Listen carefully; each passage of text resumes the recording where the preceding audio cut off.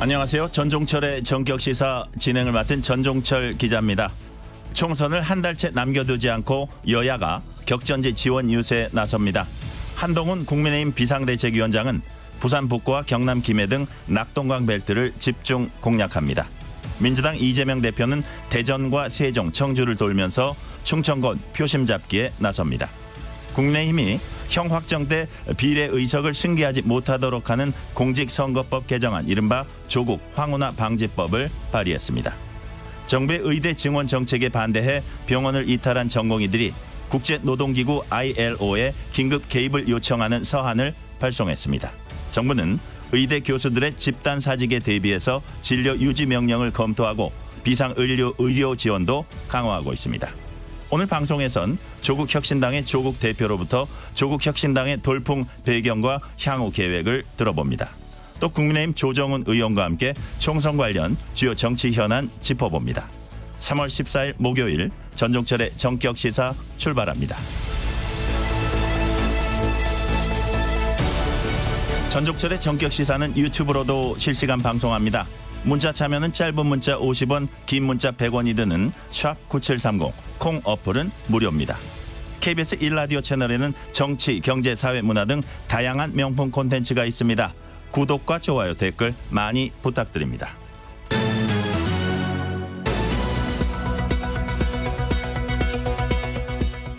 뉴스브리핑 KBS 보도본부 우정화 기자 나와 있습니다. 어서 오세요. 안녕하세요. 방금 전 들어온 속보입니다. 오늘 새벽 경남 통영 욕지도 인근 바다에서 139톤급 어선이 침몰했습니다. 지금 구조 상황 어떻습니까? 네, 승선원이 일단 모두 11명으로 확인이 됐습니다. 현재까지는 승선원 10명이 구조가 됐습니다. 그런데 이 중 3명이 의식이 없는 상태입니다. 실종자는 1명인데요. 수색 작업이 지금도 계속되고 있습니다. 사고가 발생했다고 신고된 시각이 오늘 새벽 4시 15분쯤인데요. 현재 이 선박은 좀 완전히 침몰한 것으로 확인이 되고 있습니다. 네. 민주당이 어젯밤 17개 선거구에 대한 경선 결과를 발표했습니다. 특히 관심을 모았던 친문 전해철 후보는 경선에서 패했다고요. 네, 이 관심을 모았던 경기 안산갑 경선에서 이 친문 핵심으로 불리는 전해철 의원, 이 친명계인 양문석 전 방송통신위원에게 져서 경선 탈락했습니다. 또 관심을 모았던 중진들의 귀한 이 박지원 전 국정원장, 정동영 전 의원이 경선을 했죠. 먼저 박지원 전 원장은 전남 해남 완도 진도 선거구에서 이 지역 현역인 윤재갑 의원을 이기고 본선에 진출을 했습니다. 정동영 전 의원도 전북 전주병에서 현역 김성주 의원에게 승리를 했습니다. 선거구 합구로 고용진, 우원식 이 두 현역 의원이 맞붙은 서울 노원갑 경선에선 우원식 의원이 본선에 진출을 했습니다. 네. 국민의힘은 오늘 강세 지역인 서울, 강남과 대구 등 5개 지역구에 출마할 이른바 국민 추천제 후보자를 발표할 예정이죠? 네, 이 국민의힘 공천관리위원회가 어제 신청자 180명 중에서 18명을 대상으로 면접을 했습니다. 그런데 쉽게 결론을 못 냈는데요. 그래서 오늘 오후 회의에서 이 최종 후보자를 결정을 하기로 했습니다. 국민 추천제를 통한 후보자 선정이 끝나게 되면 이 국민의힘은 16년 만에 전국 모든 선거구에 후보를 공천을 하게 됩니다. 한동훈, 이재명 두 당대표 행보도 속도를 내고 있습니다. 오늘은 어딜 방문합니까? 네, 먼저 이 한동훈 국민의힘 비상대책위원장은 오늘 낙동강 벨트로 불리는 부산 북구 또 경남 김해를 방문해서 민심 공략에 나섭니다. 부산 북구의 구포시장 등을 찾아서 시민들과 말할 예정입니다. 이재명 대표는 오늘 대전, 세종, 청주를 찾아서 충청권 표심 잡기에 나서는데요. 지난 11일에 충남 홍성과 천안을 방문한 뒤에 또 사흘 만에 다시 충청도를 탔습니다. 전통시장도 방문하고 기자회견도 열 예정입니다. 네. 국민의힘은 이른바 조국 황혼화 방지법을 발의했습니다. 어떤 내용입니까? 네, 이 핵심은 비례대표로 당선이 된 뒤에 의원직 상실형이 확정이 되면 의석 승계를 못하도록 하는 게 핵심입니다. 현재를 좀 비교를 하면 현재는 이 형 확정 직전에 사직만 하면 이 의석을 승계를 할 수가 있는데 이번 개정안은 하급심에서 의원직 상실형을 선고받은 상태에서 출마를 한 경우에는 최종심에서 이 형이 확정되면 의석 승계가 아예 아예 안 되도록 하는 겁니다. 사실상 이 조국 혁신당에서 이번에 이 비례 후보를 신청한 조국 대표와 황운하 의원을 겨냥한 법안이라고 할 수 있습니다. 네, 조국 혁신당과 황운하 의원 반발했죠? 네, 이 문제가 있다는 겁니다. 먼저 조국 혁신당은 비례대표 투표는 이 정당에 대한 투표이기 때문에 이번 개정안이 위헌 소지가 크다라고 주장을 했습니다. 황운하 의원은 조국 혁신당 지지율 선전에 이 위기감을 느낀 국민의힘 입법 쇼라면서 현실적으로 이 법이 통과될 가능성이 없다. 뭐 이렇게 주장을 하기도 했습니다. 네. 민주당 경선에서 비명계 박용진 의원을 누르고 본선에 진출한 정봉주 전 의원의 과거 발언이 이제 논란이 되고 있습니다. 어떤 내용입니까? 네, 이 정 전 의원이 지난 2017년 한 유튜브에서 한 발언입니다. 이 정 전 의원이 DMZ에 들어가고 경품을 내는 거야. 이 발목줄에 밟는 사람들한테 목발 하나씩 주는 거야. 이렇게 이 비무장지대 관련해서 이 발언을 했었죠. 이 발언이 당시에 2015년에 DMZ를 순찰하던 하재헌, 이 김정원 당시 두 하사가 목함 지뢰를 밟은 사건을 희화화한 것 아니냐 이런 의혹이 제기가 됐습니다. 당시에 하 하사는 두 다리를 잃었고 이 김 하사는 오른쪽 발목이 절단이 됐습니다. 이번 경선 승리로 이런 과거 발언이 또 문제가 좀 제기가 되자 정 전 의원은 과거에 이 목팔 경품 발언 직후에 당사자께 직접 사과를 했고 관련 영상을 삭제한 바가 있다면서 정중히 사과드린다 이렇게 밝혔습니다. 그런데 당사자인 김정원 상사는 이 저희 KBS에 정 전 의원으로부터 어떤 사과도 들은 적이 없다 이렇게 말을 하기도 했습니다. 네.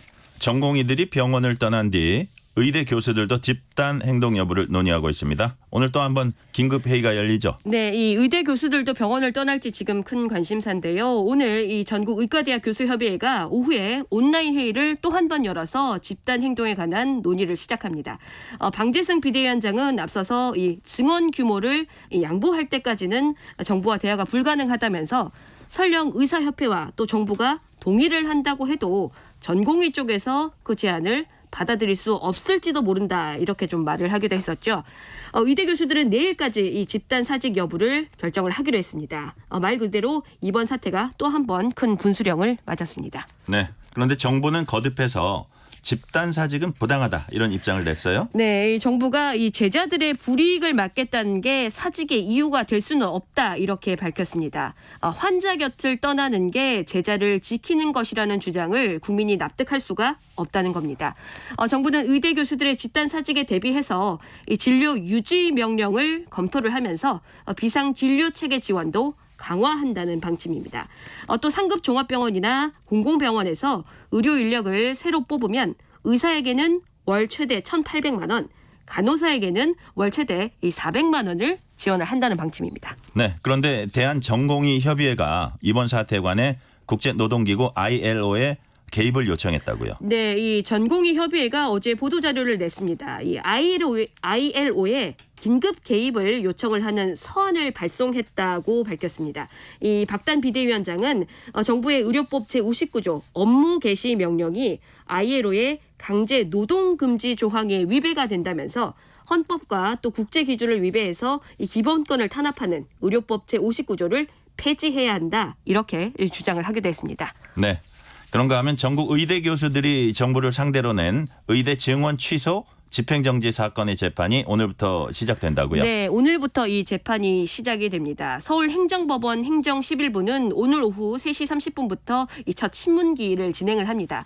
앞서서 의대교수협의회는 이 복지부 장관에게 이 고등교육법상 대학교 입학 정원을 결정할 권한이 없으므로 권한이 없으니까 이 복지부 장관이 의대 정원을 2,000명 늘리는 결정이 무효라고 이 주장을 하고 있습니다. 의대교수협의회는 동시에 의대 증원에 대한 집행정지 가처분 신청도 제출을 했었습니다. 당연히 오늘 신문 기일 후에 당장 결과가 좀 나오기는 어려워 보이고요. 일단 의료계에서도 정부에 대응해서 이 법적 처분으로 맞서고 있다. 이 정도로 좀 보시면 될 것 같습니다. 네, 러시아에서 간첩 혐의로 선교사 백모 씨가 체포돼 있습니다. 백 씨가 간첩 활동이 아니라 북한 노동자들을 돕는 일을 했다 이렇게 소속 단체가 증언을 했어요. 네, 이 소속 단체 이름이 지구촌 사랑의 쌀 나눔 재단입니다. 이 재단 측이 이 백 씨가 러시아에서 북한 등에서 온 이 외국인 극빈층 노동자들을 좀 인도적으로 지원하는 일을 했다면서 간첩 혐의에 대해선 황당무계하다 이렇게 설명을 했습니다. 실제로 이 지난 2022년에 이 한국에 온 러시아 노동자 출신 탈북민은 이 저희 KBS 취재진과 만나서 이 러시아를 나오는 과정에서 백 선교사를 만났다라고 증언을 했습니다. 당시에 난민증이 나와야 러시아 내에 난민 캠프에 입소를 할 수 있고 그 다음에 이 제3국을 거쳐서 한국에 올 수 있는데 난민증 발급을 기다리던 탈출 초기에 이 백선교사로부터 도움을 받았다는 겁니다. 그런데 뭐 지금이 상황 좋지 않은 게 특히 최근에 러시아가 북한과 밀착을 하면서 이 러시아에서 탈북을 돕는 한국인들이 추방이 되고 있다는 겁니다. 일단은 재단은 백 씨가 좀 하루빨리 석방되기를 바라고 있습니다. 네네. 다른 소식 하나 살펴볼게요. 오는 23일 다음 주말이면 올 시즌 프로야구가 개막합니다. 특히 올 시즌에는 류현진 투수의 하나 복귀로 기대가 높은데요.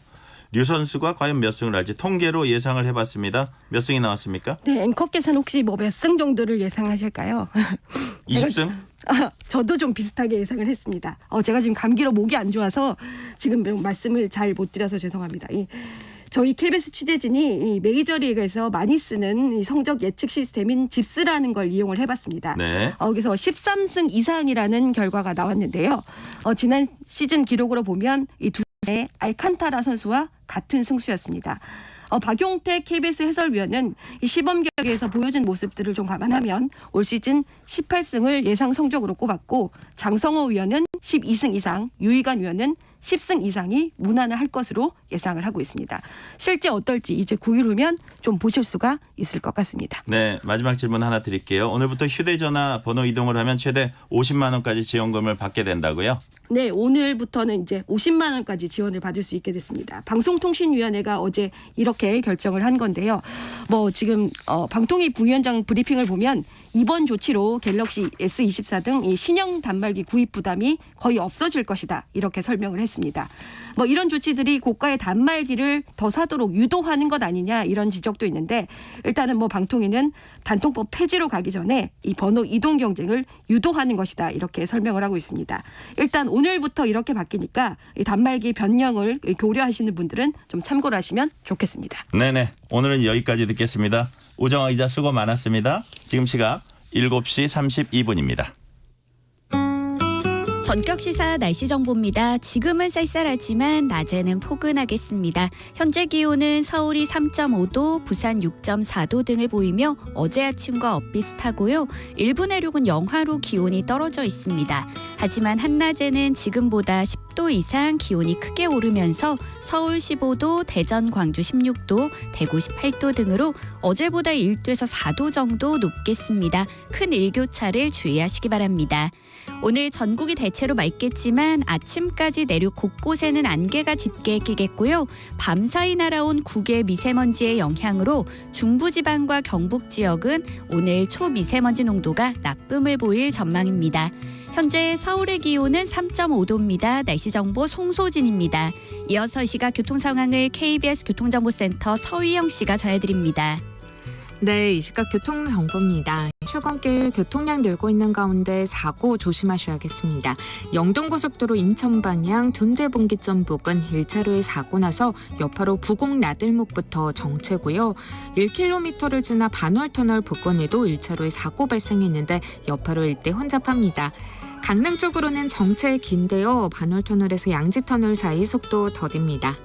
경부고속도로 서울 방향 경주 나들목 가기 전 1, 2차로에 발생한 화물차 사고 처리하면서 여파받아 정체고요. 수도권에서는 금토분기점에서 반포까지 밀립니다. 중부 내륙고속도로 창원 쪽 오포 분기점 부근 1차로에 사고 나서 일대 혼잡하고요. 서해안고속도로 목포 쪽은 팔곡터널과 매송휴게소부터 밀리고 지나서 8탄에서 화성휴게소 사이 정체인데요. 이 사이 화성휴게소 부근 갓길에는 화물차 사고 나서 조심하셔야겠습니다. 수도권 제1순환고속도로 구리에서 판교 쪽은 남양주에서 성남요금소 사이 구간 밀리고요. 경기 서쪽에서는 일산에서 판교 쪽, 서운에서 송내 사이 정체입니다. KBS 교통정보센터입니다.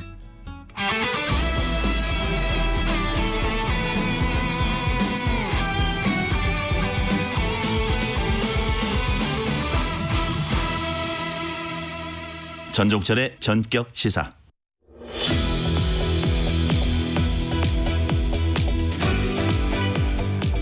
한강벨트 격전지 중 마포갑 지역에서는 조정훈 국민의힘 의원과 민주당 영입인재 이지은 전 총경이 맞붙습니다.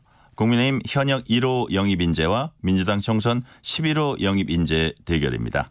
오늘은 조정훈 국민의힘 의원과 함께 총선 관련 현안을 놓고 얘기 나누겠습니다. 의원님 어서 오세요. 네, 반갑습니다. 조 의원님께서는 시대전환 대표로서 국민의힘에 막 입당했을 무렵에 지난해 11월 말로 기억하는데 이 자리에 이제 출연을 하셨어요. 당시에 국민의힘에서 역할을 잘하겠다 뭐 이런 말씀해 주셨는데 그때 이후에 그 당의 뿌리를 좀 내리셨습니까? 예, 뭐 신입사원으로 아직 어리버리하고요. 네, 네, 항상 신입사원들 열심히 일하니까 또 당에서 이제 합당하자마자 인재 영입위라는 꽤 중요한 위원회에 소속을 시키셔서 이제 소위 천하 인재들 모으는 역할을 한번 해봐라. 네네. 그래서 한 40여 분 인재를 영입했습니다. 아 그렇군요. 그 과정에 우리 시민들이 저희 국민의힘을 어떻게 보고 계신지, 정치를 어떻게 보고 있는지 많이 느꼈고 또 한 분 한 분 영입하면서 이번 총선에서 진짜 한번 이기고 싶다. 그런 생각을 다시 한번 다지게 됐고요. 아주 좋은 기회였습니다. 뭐 완전히 뿌리를 내렸다 할 수는 없지만 그래도 그 과정을 통해서 이제는 좀 어색함보다는 익숙함이 생긴 것 같습니다. 그렇군요. 뿌리를 내리는 과정이 인재 영입 과정이었으니까 더 뜻깊었던 것 같고요. 국민의힘 지난해 조 의원님을 영입할 때 중도층 외연 확장에 도움이 될 거란 기대를 아마 했을 겁니다. 어떠세요? 실제로 당의 중도층 외연 확장에 역할을 하셨다고 자부를 하십니까? 네, 뭐 제가 물꼬를 텄다라고 할 수도 있겠지만 그 이후에 뭐 이상민 전 의원의 입당 네. 등등을 통해서 저는 이번 총선에서 민주당에서 국민의힘으로 우르르 쏟아질 거다. 하지만 역방향은 통통 빌 거다. 뭐 사실로 지금까지 이어지고 있지 않습니까? 뭐 국민의힘을 탈당해서 민주당으로 가신 분은 없고요. 민주당에서 오신 분들은 여러 분 계십니다. 뭐 조광한 전 남양주 시장도 있고요. 이런 것들이 큰 틀에서 국민의힘이 그저 특정 지역 대표하고 특정 계층 대표하고 특정 연령대만 대표하는 정당에서 탈피하는데 적지 않은 도움이 됐다라고 저는 믿습니다. 네. 이후에 이제 마포 지역으로 왔고 결국 경선을 거쳐서 공천을 받으셨습니다. 공천장을 거머쥐었어요. 승리 비결이 뭡니까? 아유, 죽는 줄 알았습니다. 아 그래요? 예. 경선은 웬만하면 정말 어려운 거였습니다. 특히 이제 저희 진영끼리 경쟁하는 거지 않습니까? 그리고 경쟁하셨던 우리 신지호 전 의원도 뭐 보수에서 아까 뿌리란 말씀하셨는데 뭐 가장 깊은 뿌리가 있는 분 중에 한 분이시고 여러 가지 상황상 쉽지 않은 진검승부였습니다. 뭐 여러 가지 상황상 제가 이기게 됐는데 저는 이기는 과정도 감사했고 또 그 이후에 신지호 전 의원이 아주 깔끔하게 이제 경선 결과를 수용하시고 또 그 다음 주 월요일 날 전폭적으로 저희 사무실로 네. 오셔서 지지 선언을 해주셨습니다. 아 그러셨군요. 네. 마포는 이게 보수 분열의 흑역사가 있는 동네거든요. 이번엔 그 저주를 깨자. 그래서 너무너무 감사한 순간이었습니다. 많이 배웠습니다. 경선. 그렇군요. 자 마포 지역 하면 특히 그 지역구입니다. 40여 년 동안 노승환 노웅래 부자가 정치에 온 지역이다 보니까 주민들이 이번에 새로 등장한 후보들에 대해서 뭐 낯설기도 하고 좀 이상하기도 할 거예요. 지금 지역 민심 어떻습니까? 유권자들은 무엇을 가장 바라고 있습니까? 이번에 한번 진짜 바꿀 수 있겠다.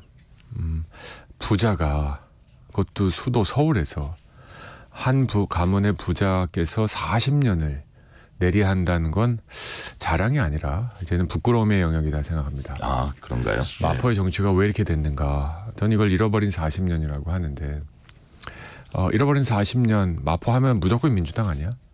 마포하면 무조건 노라는 성을 갖고 있어야 되는 거 아니야? 라고 있던 이 패배의식, 포기의식이 이번엔 한번 바꿀 수도 있겠다. 지하철역에서 인사하고 경인선 숲길에서 인사하면 이렇게 하고 지나가시는 분들이 굉장히 많으십니다. 변화의 열기를 느낄 수가 있습니다. 네. 자, 본선 맞상대는 검찰 독재에 맞서겠다는 경찰 출신 이지은 전 총경입니다.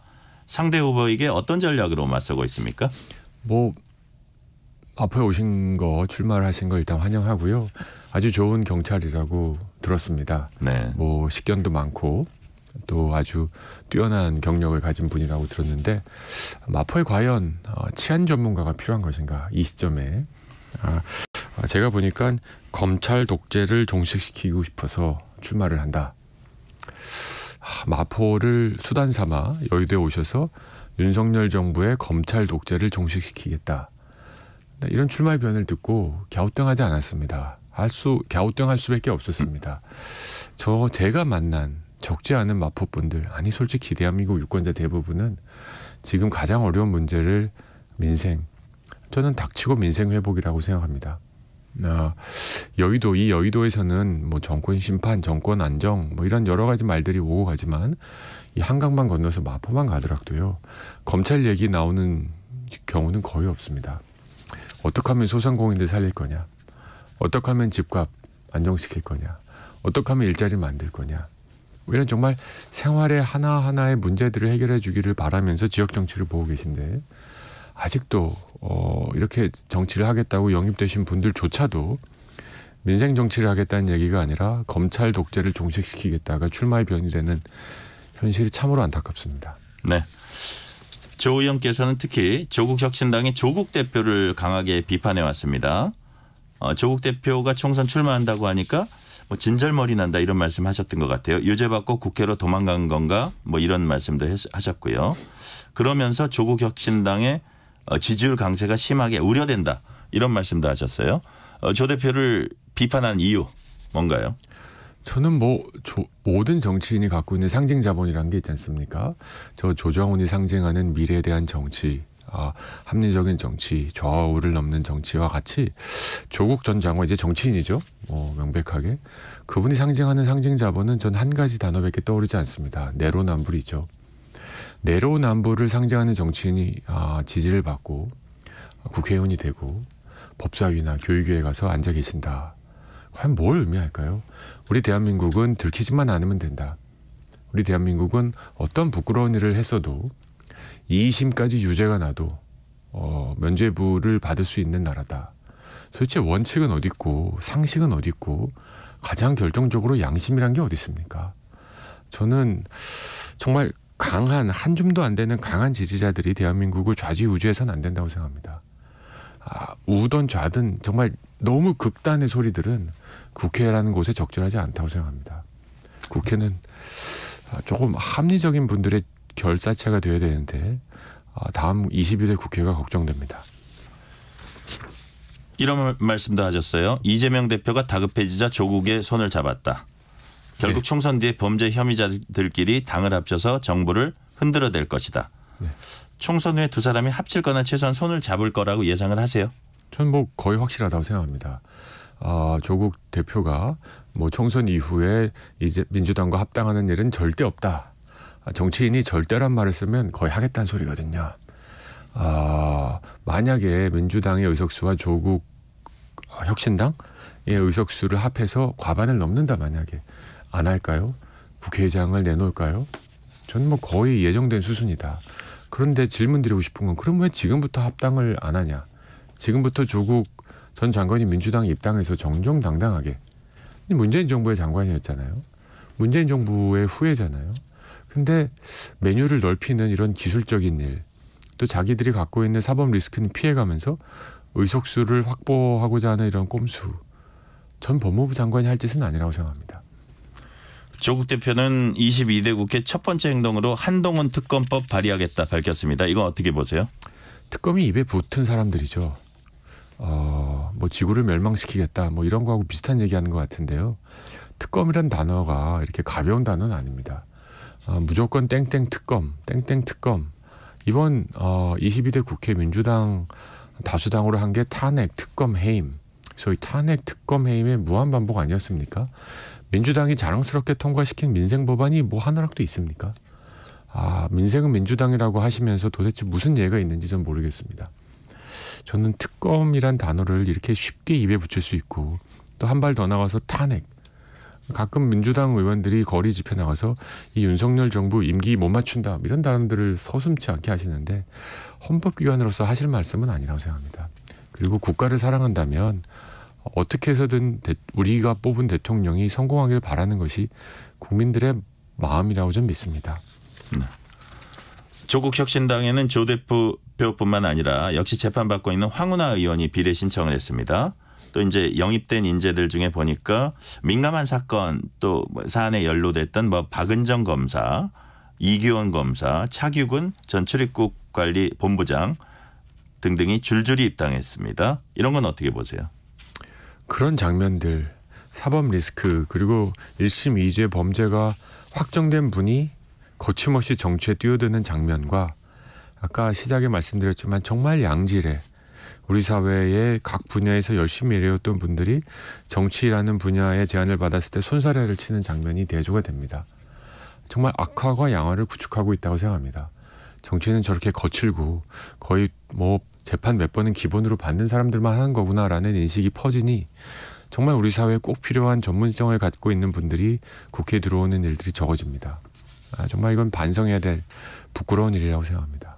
이번엔 국민의힘 관련된 얘기입니다. 민주당은 이종섭 특검법을 당론으로 발의했습니다. 이 시점에 이종섭 전 국방장관이 호주 대사로 출국한 거 어떻게 보고 계세요? 시기가 아쉽습니다. 최상병 사건 자체는 저는 굉장히 마음이 아픕니다. 그리고 우리의 젊은 청년이 군대 가서 그렇게 억울한 이런 희생을 당했다. 다시는 있어서는 안 되고 관계자들 책임이 있다면 책임져야 된다고 저는 생각합니다. 이종섭 전 장관이 관여된 것에 대한 수사가 필요한 상황이라면 내용을 더 알아볼 필요는 있다고 생각합니다. 그런 상황에서 호주 대사의 출국, 대통령이 임명권을 존중합니다만 꼭 총선 전에 이렇게 출국하는 게 맞았을까 하는 아쉬움은 있습니다. 논란을 일으키는 사안을. 그렇습니다. 그런 말씀이시죠. 총선 이후에 출국하셨으면 어땠을까? 그러니까 어쨌든 사법적인 부분을 해결하고 대사로서 출국하는 것 자체는 뭐 문제가 없을 수 있는데 시점은 아쉽다 그런 말씀이시죠. 논란을 일으키니까. 정치적으로 해석될 가능성이 컸고 알고 있었지 않을까 싶은데 이렇게 이런 행동이 그냥 단순한 외교 임명이 아니라 정치적 이슈가 되어버렸다. 지금 영끌이에서 한석 한석을 승리해야 되는 수도권 지역의 후보로서는 아쉽죠. 김영주 의원은 민주당 탈당하고 국민의힘으로 가서 자기 지역구 영등포갑에서 열심히 선거운동하고 있습니다. 이제 국민의힘으로 왔다는 거는 의원님하고 비슷한데 김영주 의원 영입이 국민의힘 총선에 도움이 될까요? 글쎄요. 많은 분들이 여러 가지 논란이 있었던 걸 알고 있습니다. 그냥 한 줄 정리하면 오죽하면 그러셨을까 하는 생각 정도로 마무리하고 싶습니다. 네. 민주당이 주도하는 비례정당 더불어민주연합의 비례후보 선정 둘러싼 잡음이 계속되고 있습니다. 시민사회 몫으로 비례 1번에 추천됐다가 밤이할 단체 활동 이력 등으로 자진사퇴한 전지혜 씨가 KBS 취재 결과 진보당 관련 활동을 활발히 벌였던 것으로 뒤늦게 나타났습니다. 이 부분은 어떻게 보세요?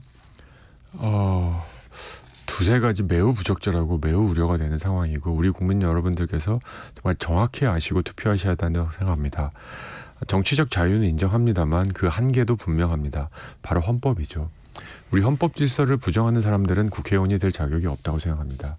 자유민주주의가 아니라 사회주의, 공산주의까지도 가볼 수 있지 않는가. 대한민국을 중립국으로 만들 수 있는 게 바람직하지 않는가라는 얘기는 혁명가들의 담론일 수는 있어도 헌법 수호를 맹세하고 선언해야 될 국회의원의 담론은 아닙니다. 이런 사람들까지 국회의원을 만들겠다고 하는 민주당. 정말 선이 어디까지 갈 수 있는지 매우 걱정이 됩니다. 과연 헌법을 수호하는 정당이라고 할 수 있는지 헌법을 넘어서 이길 수 있으면 누구와도 손잡을 수 있는 정치 세력인지 국민 여러분들께서 심판해 주시기를 부탁드립니다.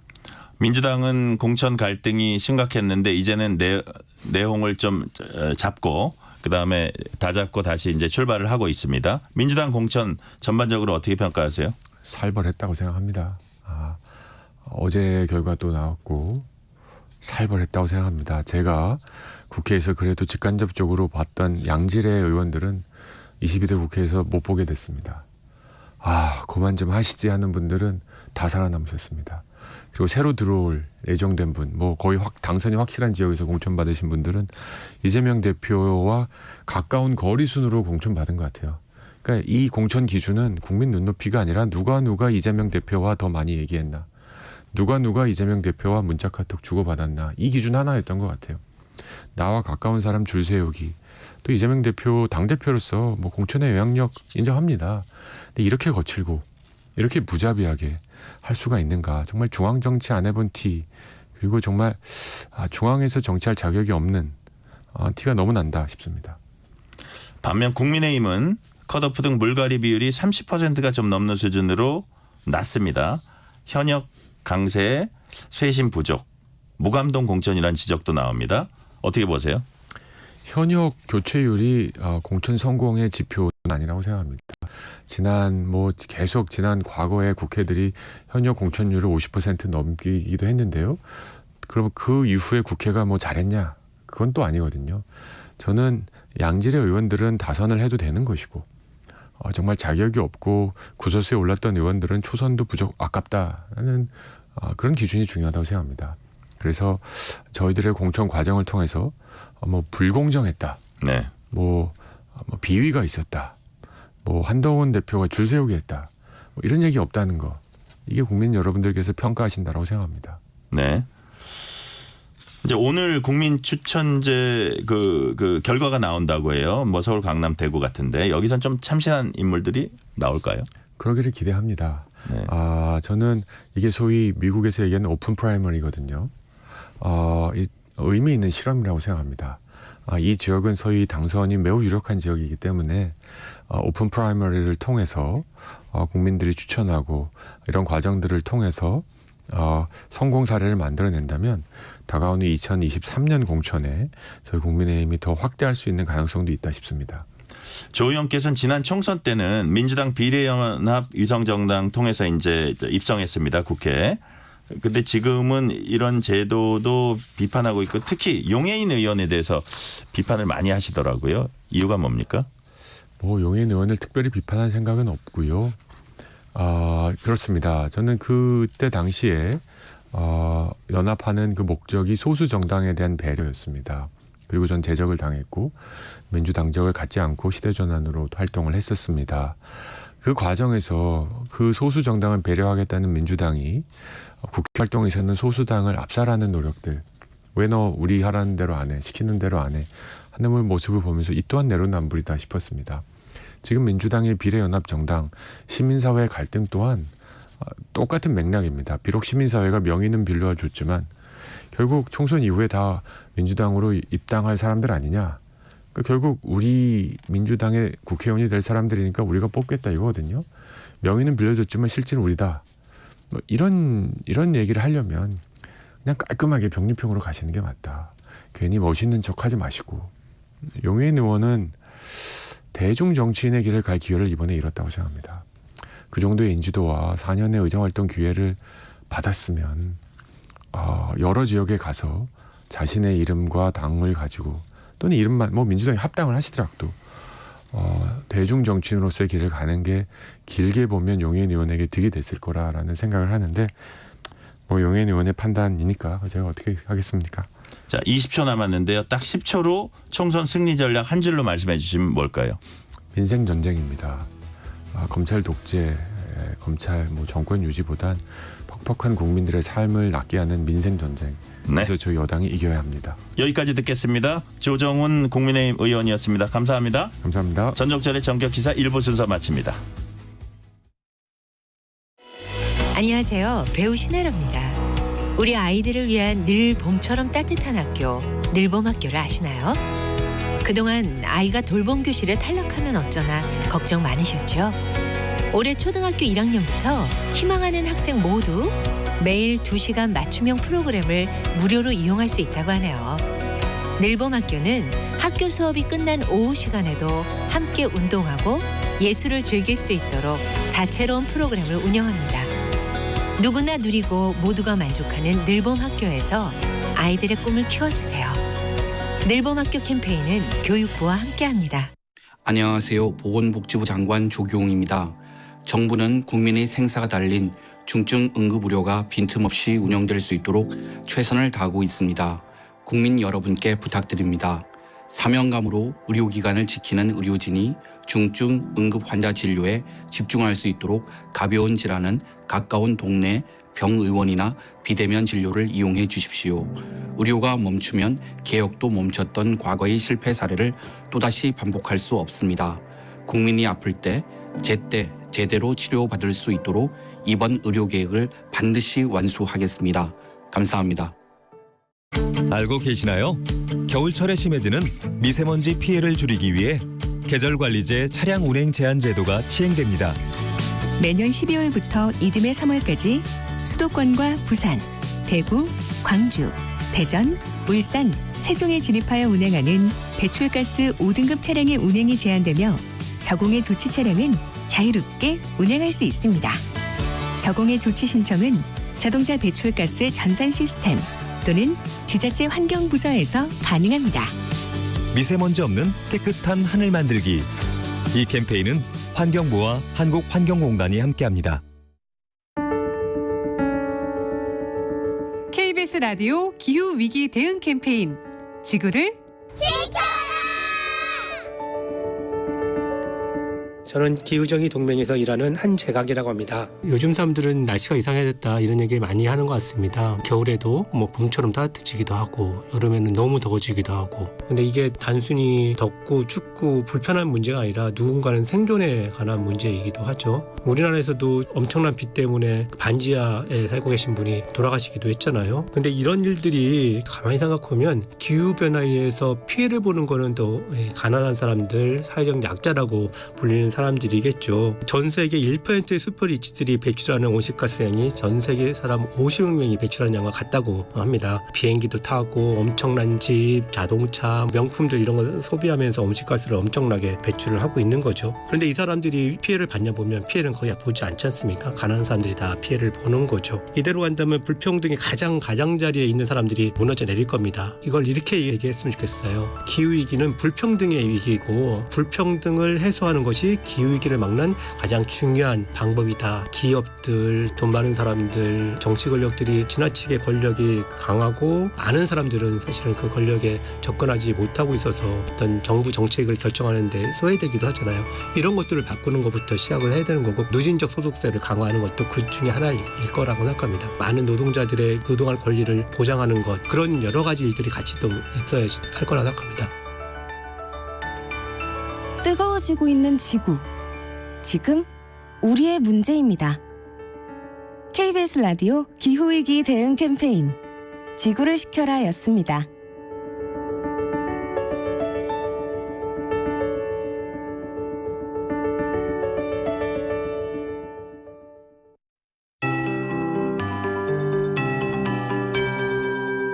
KBS 58분 날씨.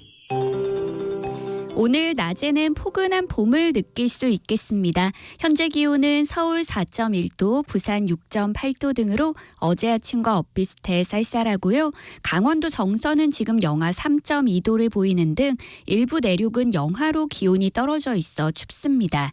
하지만 한낮에는 지금보다 10도 이상 크게 오르면서 서울 15도, 대전, 광주 16도, 대구 18도 등으로 어제보다 1도에서 4도 정도 높겠습니다. 큰 일교차를 주의하시기 바랍니다. 오늘 전국이 대체로 맑겠지만 아침까지 내륙 곳곳에는 안개가 짙게 끼겠고요.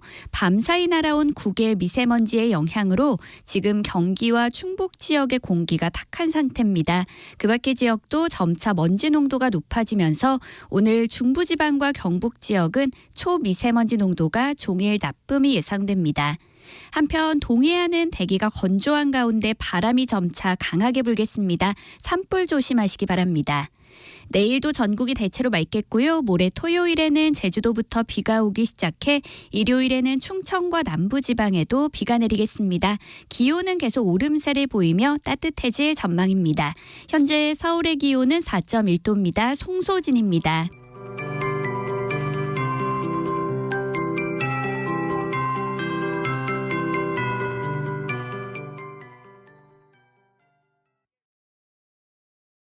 정성을 다하는 국민의 방송 KBS가 8시를 알려드립니다.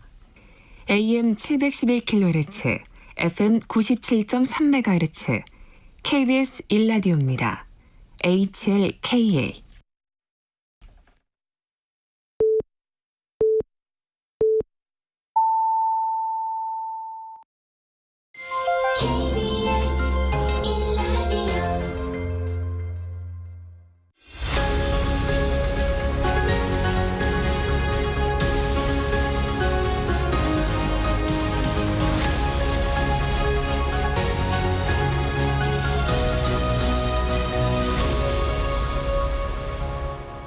전종철의 전격 시사.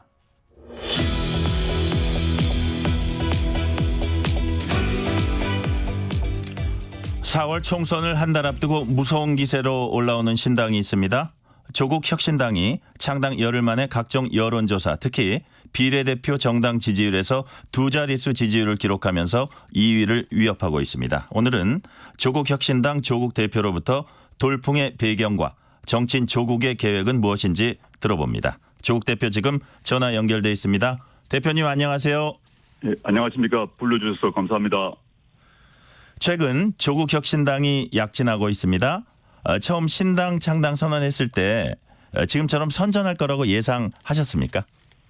제가 2월 13일에 신당 창당을 선언했는데요. 그때 제가 목표 의석이 10석이다. 그리고 원내 3당이 되겠다고 당시에 공표를 했습니다. 네. 그 당시에 많은 언론이나 정치평론가들은 그에 대해서 회의적인 반응을 보이셨는데요. 근래 들어서 이제 여론조사가 높아지면서 좀 다른 평가가 있는 것 같습니다. 물론 그렇다고 해서 이런 빠른 속도로 또 이렇게 뜨겁게 지지율이 오를 것이라고는 생각하지 못했고요. 그 점에서 국민 여러분께 대단히 감사한 마음입니다. 이렇게까지 인기가 많은 이유, 이렇게 높은 지지를 받고 있는 이유 뭐라고 생각하세요? 저는 현재 윤석열 정권의 무책임함, 무능함, 무도함이 지난 2년간 극에 달했는데 그런 점을 정면으로 지적하고 강하게 비판하는 그런 정치 세력이 좀 없었던 것 같습니다. 민주당 경우에 있어서는 중도층도 생각을 하면서 수권 정당의 길을 가야 되기 때문에 좀 신중했던 것 같은데 그러다 보니 지난 2년간 국민의 마음속에 쌓였던 울분, 분노 이런 것을 표출해준 정치인 또는 정당이 없는 상태에서 저희 조국 혁신당이 나서서 이런 윤석열 정권의 실정을 강하게 비판하고 그 대안을 제시하는데 국민들의 인기가 생긴 원인이 아닌가 생각하고 있습니다. 네. 조국 혁신당의 핵심 지지층 누굽니까? 이 부분 어떻게 분석하고 계세요? 정치평론가들은 민주당 지지층이 이동했다 이런 얘기가 있습니다만은 저희가 분석을 해보면 기존 민주당 지지를 한 분이 저희 쪽으로 이동을 한 적도 있습니다만은 이준석 신당, 개혁신당이라고 하죠. 글로 이동했던 분들이 저희 쪽으로 돌아오고 있고 또 기존 정의당 지지자분들이 조국 혁신당을 지지하고 있는 형국을 보이고 있습니다. 그래서 네. 지금 현재 통상 강성 진보층의 지지만 받는다 그게 전혀 아니고 그 강성 진보층 외에 또는 강성 보수층은 아예 저희 지지를 하지 않으시니까요. 근데 중도라고 불리는 국민 여러분이 조국 혁신당으로 많이 오고 있습니다. 네. 근데 지역별로 보면 호남이 이제 보니까 평균 대비 역시 높은 지지율을 보였습니다. 서울 네네. 지역 지지율은 조금 낮은 편이었어요. 지역별로 편차가 좀 있더라고요. 네, 그건 불가피하다고 생각이 듭니다. 조국 혁신당의 강령과 규약 그리고 이제 행동 패턴에 대해서 지역별로 의견 차이가 있을 건데요. 호남과 수도권 같은 경우는 저희 조국 혁신당에 대한 기대가 다른 지역보다 상대적으로 높은 것은 사실인 것 같고 감사한 마음입니다. 네. 조국 혁신당은 민주당의 매운맛이다. 이렇게 이제 규정하는 분들도 있습니다. 만약 이 표현에 동의하신다면 조국 혁신당이 어떤 점에서 민주당보다 더 매운맛입니까? 매운맛 민주당이라는 표현은 제가 기억하기로는 과거 지금 이제 민주당과 통합한 열린민주당을 가리키는 별명이었는데요. 네네. 조국 혁신당을 그렇게 부르는 경우는 제가 들어보지 못했습니다. 다만 조국 혁신당이 민주당보다 강령과 정책해서 더 진보적이고 개혁적인 건 사실입니다. 예를 들어서 민주당의 강령과 비교를 해보게 되자면 검찰개혁 경우 수사와 기소 분리는 기본으로 하고 조국 혁신당은 검사장 직선제 미국에서 이미 실시하고 있죠. 검사장에 대해서는 국민적 통제가 필요하다라는 점을 강하게 주장하고 있고 그다음에 민주당 경우 또는 정의당 경우도 강령에 없는 걸로 알고 있습니다만은 저희는 현재 기획재정부에서 예산처를 분리해서 국회 산하로 배치해야 된다라는 주장을 하고 있습니다. 그 강령으로 들어 있고요. 또 다른 뭐 사회 경제적 정책에 있어서는 신혼부부에게 공공주택을 전면 공급한 방향으로 나아가야 된다. 이런 식으로 강령과 정책을 제시하고 있기 때문에 민주당보다 강령과 정책에서 진보적이고 더 개혁적인 것은 사실입니다. 네. 인터뷰 중에 언급된 여론조사 개요 말씀드립니다. KBS가 한국리서치에 의뢰해 지난 7일부터 9일까지 전국 유권자 3,000명을 대상으로 전화 면접 조사한 결과입니다. 자세한 사항은 중앙선거 여론조사심의위 홈페이지를 참고하시면 됩니다. 남은 기간 동안 한 27일 남았습니다. 조국 혁신당 바람 더 거세질 것으로 전망을 하세요? 저희는 조심스럽습니다만은 현재 그 지지도 이 바람이 유지될 것으로 보고 있습니다. 저희가 더 열심히 해야겠죠. 목표 의석수 12석 확보를 넘어서 원내 교섭단체까지 간다. 뭐 이런 얘기도 있거든요. 이 부분은 어떻습니까? 대표인 저도 또는 뭐 당 공식 발표로도 목표 의석이 12석이라고 말한 적은 없습니다. 아, 그렇습니까? 네, 여전히 목표 의석은 10석이고요. 네네. 그러니까 이제 여론조사 지지율이 높아졌다고 해서 뭐 오만하거나 금방질 생각은 없고 더 겸허하게 가려고 하고요. 다만 국민들께서 조금 더 힘을 모아주시면 더 감사하다. 그런 소망은 갖고 있습니다. 그렇지만 현재 목표 의석은 여전히 10석입니다. 네. 대표님께서는 윤석열 정권 조기 종식과 사법 정의 실현을 위해서 조국표 1호 법안으로 한동훈 특검법 발의 계획을 밝혔습니다. 특별히 이 법안을 1호로 내세운 이유가 있습니까? 한동훈 비대위원장이 현 정권의 황태자 아닙니까? 그리고 살아있는 권력 중에 살아있는 권력입니다. 실세 중에 실세죠. 그런데 한동훈 비대위원장이 직접 관련돼 있는 두 가지 범죄 혐의, 예컨대 손준성 검사의 고발 사주와 관련해서 공수처도 한동훈, 손준성 사이에 공모가 있음을 의심했습니다. 그런데 한동훈 당시 검사장이 휴대전화 20몇 자리를 풀지 않음으로써 그 공모 혐의가 밝혀지지 못했고 수사가 이루어지지 못했어요. 네. 두 번째, 윤석열 검찰총장의 해임 소송 관련해 가지고 1심은 그 징계가 정당하다고 결정을 내렸는데 당시 한동훈 법무부 장관이 그 법무부의 대리인인 변호사를 교체해버린 겁니다. 영화 제목을 빌어 얘기하자면 패소할 결심을 한 거죠. 이것도 역시 전 직권남용 직무유기에 그 혐의가 있다고 보고, 세 번째는 한동훈 그 비대위원장 따님의 경우인데 11가지 입시 비리 혐의가 공개되었고 실제 논문 대피를 한 케냐인이 자기가 썼다고 그랬고 또 영문 논문 2개 경우에 있어서는 다 표절로 판정이 되어가지고 다 취소가 되었어요. 그런데 그 한동훈 비대위원장 따님 경우에 있어서는 어떠한 수사도 그 인천 소재 그 학교 같은 경우는 압수수색도 받지 않았거든요. 그래서 한동훈 비대위원장이 현재의 가장 살아있는 권력 중에 살아있는 권력인데 본인이 검사 시절에 얘기했던 공정과 상식 그리고 법은 누구에게나 공평하게 적용돼야 된다. 그 원칙을 본인에게 적용을 해야 되는 거죠. 그런 측면에서 1호 법안으로 한동훈 특검법을 발의하겠다라고 밝힌 것입니다. 네. 반면에 이제 반론도 있습니다. 일각에선 정치 보복이다. 조국 대표의 한풀이다. 더구나 이제 경찰에서 일단은 무혐의난 사건들을 굳이 특검을 하겠다는 건 재수사도 아니고요. 한동훈 위원장에게 너도 마찬가지라며 뒤집어 씌우려는 것 아니냐 이렇게 지적하는 분들도 있어요. 이런 지적은 어떻게 보세요? 저는 이게 그 복수를 한다, 한풀이다 하는데 정치라는 게 무슨 개인의 복수고 개인의 한풀이겠습니까? 저는 한동훈 비대위원장이 본인이 검사 시절에 내세웠던 구호를 그대로 본인에게도 적용하라는 것입니다. 그게 그렇지 않다면 내로남불인 거죠. 그리고 그 국민의힘 사무총장에서 이제 방탄이다 이런 얘기 하는데 실제 국민의힘과 윤석열 대통령과 한동훈 비대위원장이 누구를 방탄하고 있습니까?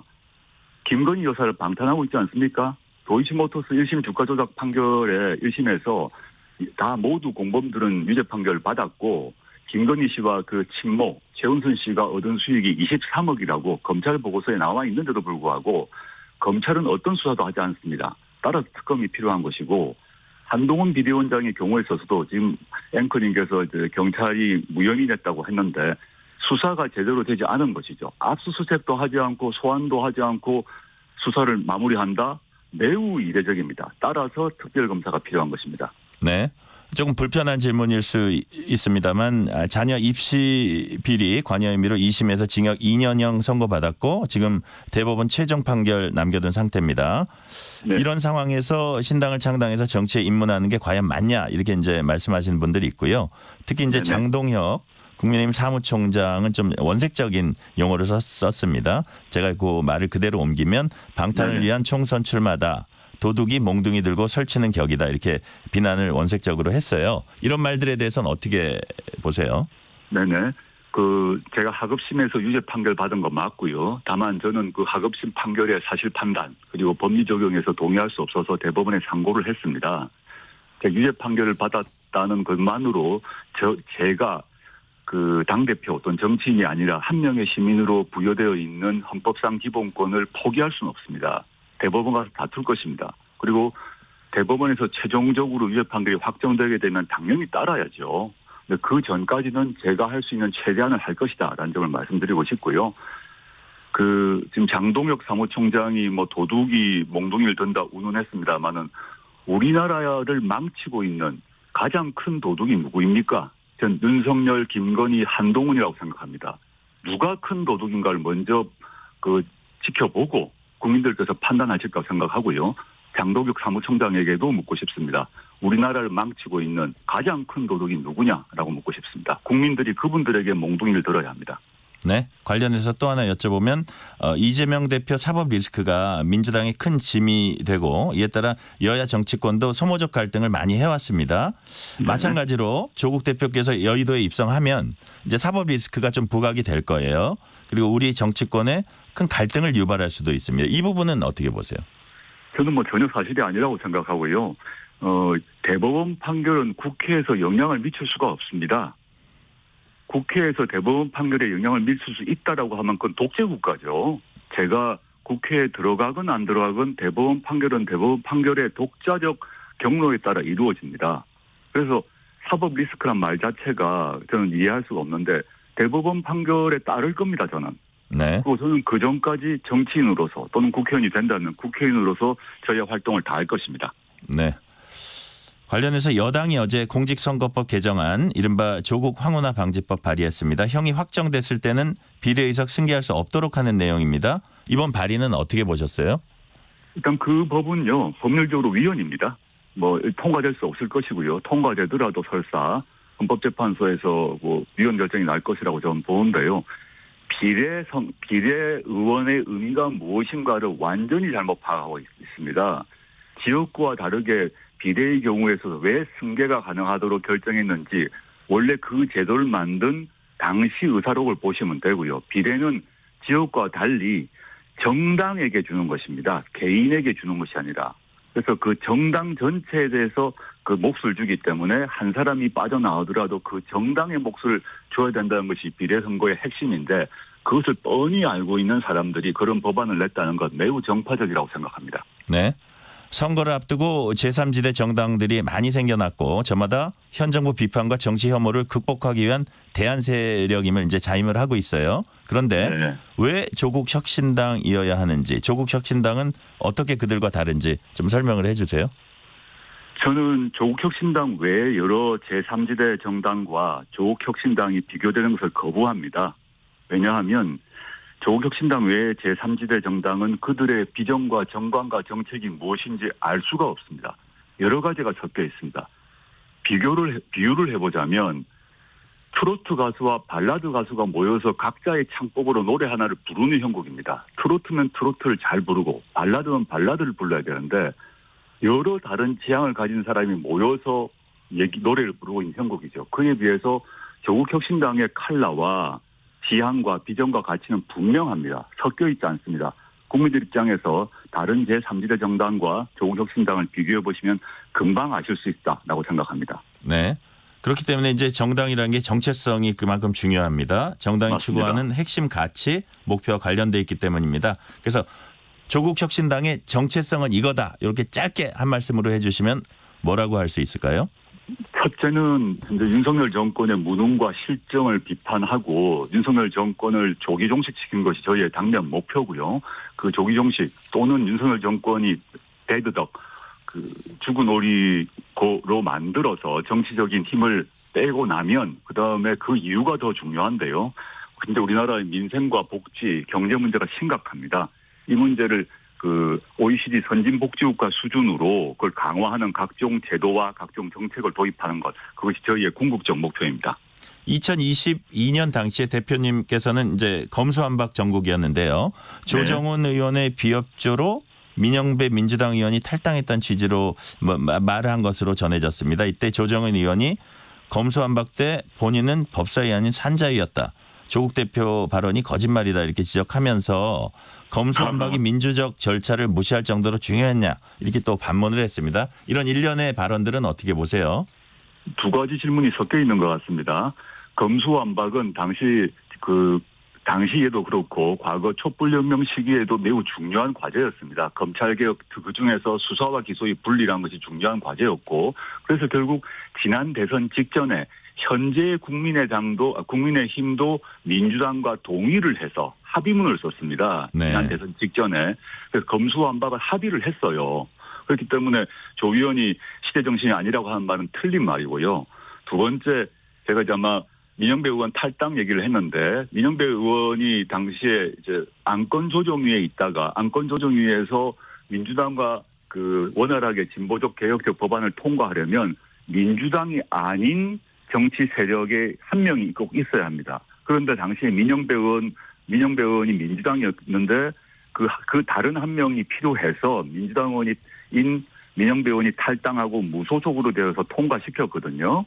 그래서 제가 그 말을 한 것은 조국혁신당이 만약에 있었다면 산자위건 법사위건 무슨 상임이든 간에 민영배 의원 탈당 사건처럼 어떤 민주당 의원이 탈당했다가 복당했다고 하는 일 자체가 필요가 없다. 조국혁신당이 독자적으로 존재할 때 민주당과 함께 진보적이고 개혁적인 법안을 통과시키는 것이 훨씬 용이해진다. 그 말을 말씀드린 것입니다. 네. 민주당에선 조국혁신당과 연대해야 한다는 이제 흐름도 있지만 조국혁신당이 강조하는 지민 비조, 지역구 민주, 비례 조국을 견제하는 분위기도 좀 읽히고 있어요. 박주민 의원이 모두 민주당을 지지해야 한다 이렇게 말을 하면서 지민 비민, 지역구 비례 모두 민주당 투표해야 한다고 합니다. 그래서 이게 이제 민주당 지지층이 조국혁신당으로 많이 이탈하면 두 당 협조가 약간 좀 예민해지고 좀 어려워지고 이러진 않을까요? 민주당 입장에서 그런 의견을 얘기하는 거는 전 이해가 됩니다. 그런데 조국혁신당 등장 이후에 실제 여론조사를 보게 되면 조국혁신당이 등장함으로써 두 가지가 확인됩니다. 첫째는 민주당 포함 조국혁신당 포함해서 범민주진보 진영의 파이 자체가 커졌습니다. 그 명백하게 확인되고 있고요. 두 번째 여론조사상으로 확인되지 않지만 제가 전국을 돌다 보면 또 여러 가지 조사를 해보게 되면 조국혁신당이 등장해서 돌풍과 바람이 일어나면서 투표를 하겠다는 의지가 매우 높아지고 있습니다. 그러면 조국혁신당을 찍으러 오는 그 유권자들이 지역구에 누구를 찍겠습니까? 그 점에서 민주당 지역구 의원들에게 전혀 불리한 것이 아니다라는 얘기 말씀드리고 싶고 박주민 의원께서 이제 아까 말씀하신 그 사자성어처럼 만든 것 같은데 지역구도 비례도 모두 민주당 찍자 이런 말씀을 하셨는데 제가 박주민 의원이 어떤 유튜브 방송에서 하신 말씀을 봤는데 그렇게 박주민 의원이 말씀을 했더니 박주민 의원님 어머님께서 어머님은 조국혁신당이 좋다라고 말씀하셨다는 얘기를 박 의원이 하셨어요. 아, 그렇군요. 네, 민주당 주도의 비례정당과 조국혁신당 사이의 선택은 국민이 할 것입니다. 네. 민주당은 이종섭 특검법을 당론으로 발의했습니다. 조국혁신당은 윤석열 대통령을 공수처에 고발했습니다. 국민의힘은 도피가 아니다 이렇게 항변하고 있는데 이 사안 어떻게 보세요? 당연히 도피죠. 그건 범인 도피죄에 해당된다고 보기 때문에 저희 당에서 이제 윤석열 대통령 등을 공수처에 고발을 했는데요. 왜냐하면 이미 공수처가 이종섭 장관을 피의자로 적시를 하고 출국 금지를 했습니다. 이종섭 장관은 해병대 수사단에서 수사를 한 내용을 결재를 했는데 결재하고 난 뒤에 대통령실로부터 전화를 받고 왔는데 자신이 결재한 내용을 뒤집습니다. 그렇다면 누군가가 대통령실에서 지시를 한 것이죠. 그래서 공수처가 피의자로 딱 입건을 하고 출국 금지를 했는데 그걸 풀어버렸어요. 이 수사가 더 이상 되지 못하도록 범인 도피를 시킨 것입니다. 네. 그러면 호주 대사로 임명할 수 있는 임명권자가 누구입니까? 윤석열 대통령이죠. 그리고 국방부 장관에게 수사 내용을 번복하라라고 지시할 수 있는 사람은 윤석열 대통령 플러스 2, 3인밖에 되지 않습니다.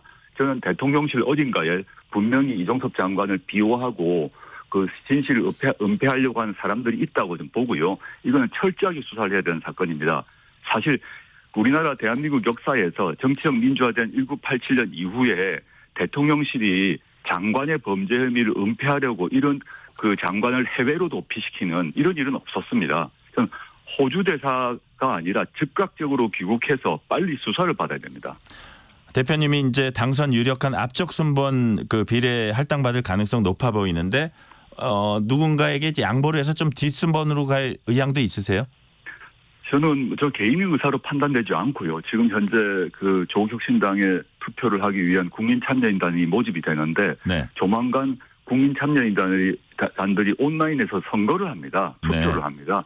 그 투표에 의해서 그 비례대표의 숫자와 순위가 결정되기 때문에 그에 따를 생각입니다. 아, 그러니까 뭐 미리 이 사람을 시켜주고 싶다 이런 게 아니라 투명하고 정해진 대로 되는 건 아니고 투명하고 공정하게 진행된다 이렇게 보시는 거죠? 애초에 제가 개입할 수가 없고요. 제가 순서를 조정할 수 없습니다. 그렇게 되면 이게 사당이죠. 그렇게 해서 안 된다고 생각해서 저희가 애초에 공개를 그 발표를 할 때 이렇게 한다라는 것을 밝혔습니다. 네. 마지막 질문 드릴게요.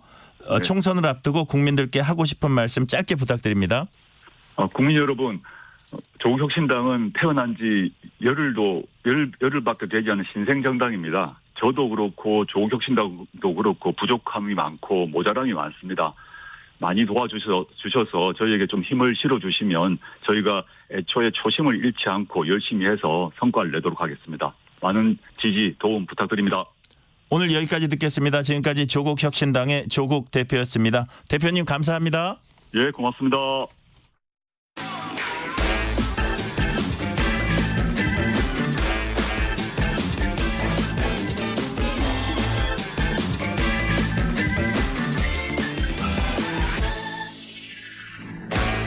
의대 정원 증원에 대한 의료계 반발과 의대생 집단 유급 위기 상황을 한국경제신문 최형창 기자와 짚어봅니다. 최 기자 어서 오세요. 예, 안녕하세요. 오늘 아주 예쁘게 입고 예. 오셨네요. 뭐 특별히 고맙습니다. 예. 전공의들이 의대 정원 증원에 반대해서 집단 행동을 벌이고 있고 동시에 학교를 떠나는 의대생들도 늘어나고 있습니다. 의대생들의 휴학 현황 어느 정도로 파악이 되고 있나요? 지금 이제 지난 12일까지 이제 그 규모가 나왔는데요. 5,954명입니다. 네. 전국 의대 재학생 중에 한 31% 정도 해당되는 숫자고요. 그러니까 지난 12일에는 이 하루에만 5개 의대에서 511명이 휴학계를 냈습니다. 뭐 학생 서명, 보증인 연서 이런 학칙이 정한 형식과 요건을 갖추지 않은 일단 휴학은 일단 제외한 거거든요. 여기까지 하면 훨씬 더 많다는 얘기인 거죠. 근데 정부하고 의대생들 간에 지금 합의점을 계속 찾지 못하면은 이 수업 거부 장기화에 따른 집단 유급 현실화할 가능성 매우 커지고 있는 상황입니다. 네. 교육부가 의대생들과 대화하자고 제안을 했는데 결국 불발된 건가요? 그렇습니다. 이게 이주호 사회부총리 겸 교육부 장관이 의대 증원에 반대하면서 이 학교를 이탈한 의대생들한테 이제 대화를 제안했지만은 의대생들이 끝내 답을 하지 않았어요. 근데 이게 사실 좀 데드라인 마감 시한이 그러니까 어제 저녁 6시까지였는데 네. 결국은 이제 이루어지지 않았어요. 근데 이 과정에서 약간 양측이 좀 말이 엇갈립니다. 가령 이제 교육부는 지난 11일에 그쪽 이제 뭐 학생협회나 이런 비대위 측에 제안을 했다 이렇게 주장을 하고 있고요. 반면에 그 반대쪽에서는 우리는 공식적으로 누구든 연락을 받지 못했다. 뭐 이렇게 지금 맞서고 있거든요. 근데 이제 그 과정에서 뭐 그 거기도 지금 비대위 차원으로 돌아가고 있기 때문에 뭐 연락이 제대로 안 되고 있다. 뭐 이렇게 지금 교육부 쪽은 설명을 하고 있거든요. 어쨌든 지금 그런 식으로 하면서 결국은 지금 한 테이블에 앉지 못하고 이렇게 지금 갈등 상황이 계속되고 있습니다. 네. 그럼 이렇게 되면은 의대생들이 정말 집단 유급이 되는 건가요? 가능성이 매우 있는데요. 그러니까 의대생들의 수업 거부가 3월을 넘기면은 이제 집단 유급 사태가 벌어질 것으로 보입니다. 네. 우선 이 춘천에 한림대 있습니다. 한림대 의대가 있는데 여기 본과 1학년 학생들이 80여 명 됩니다. 출석 일수를 채우지 못해서 지금 교수들로부터 유급 통보를 이제 학교 측에서 이제 유급 통보를 한 겁니다. 현재 6개 의대는 개강을 했는데 학생들의 수업 거부가 이뤄지고 있고 그 외 대학에서는 학생들이 이제 불이익을 최소화하기 위해서 뭐 개강을 연기한다든지 뭐 이렇게 학사 일정을 좀 조정하는 방식으로 지금 일단 시간을 채우고 있거든요. 네. 하지만 정해진 수업 일수를 채우려면은 못해도 한 3월 말, 4월 초에는 개강을 해야 한다는 입장이에요. 이 고등교육법 시행령을 보면은 학교의 수업 일수는 매 학년도 30주 이상으로 돼 있습니다. 의대 본과는 이제 실습이 있거든요. 연간 40주 내외로 수업을 진행하는 경우가 많아서 근데 의대 학칙상 수업 일수의 이제 3분의 1 혹은 4분의 1 이상 결석하면 이게 F 학점이 나옵니다. 네. 한 과목에서 F라도 나오면은 이제 유급이 되는 거죠. 그래서 의대생 수업 일수를 다 따져보니 이제 오늘부터 27일 사이가 이제 결국 유급 여부가 결정될 것이다. 이게 관건이다 이렇게 보고 있습니다. 네. 만약 현실화된다면 예. 의대생 집단 유급은 그야말로 사상 초유의 사태 아닙니까? 그렇습니다. 그동안 이제 단체 행동이 있었지만은 사실상 이 집단 유급으로까지 번지는 건 이번이 처음이 될 수도 있는데요. 한번 좀 과거에 어떤 사례들이 있었는지 좀 찾아봤거든요. 이 가장 많이 대학가에서 나왔던 게 동맹휴업입니다. 2000년 이후에 총 7차례에 걸쳐서 전국 교대에서 동맹휴업 투쟁이 벌어진 바 있어요. 이때는 이제 뭐 여러 사유들이 있는데 그 중등교사 자격증 가진 초등 소지자를 이제 초등교사로 임용하는 교대학점제 뭐 이런 거에 반발했었고 가장 많았던 거는 그 임용 정원 확대 이런 것들을 좀 반대하는 게 제일 많았는데 교대생들은 의대생들하고 달리 이 주로 교사 정원 축소에 반발하는 것이 특징이었고요.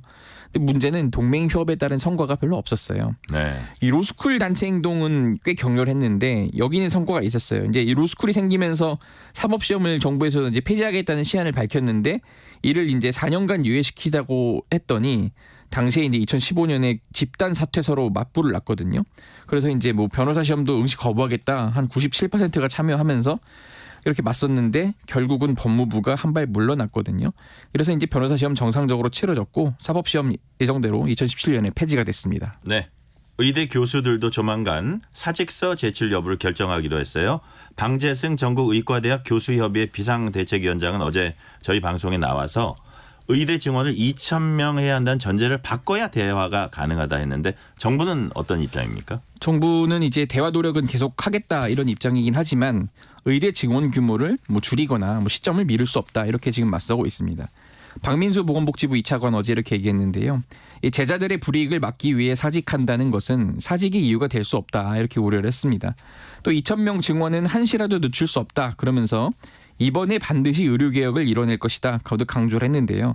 의료 수요가 계속 늘기 때문에 의사 증원 시기를 1년 늦출수록 이 수급 균형이라고 하죠. 여기 도달하는 시기가 늦어져서 결국은 국민들이 고통을 받는다 이렇게 계속 좀 지적을 하고 있습니다. 네.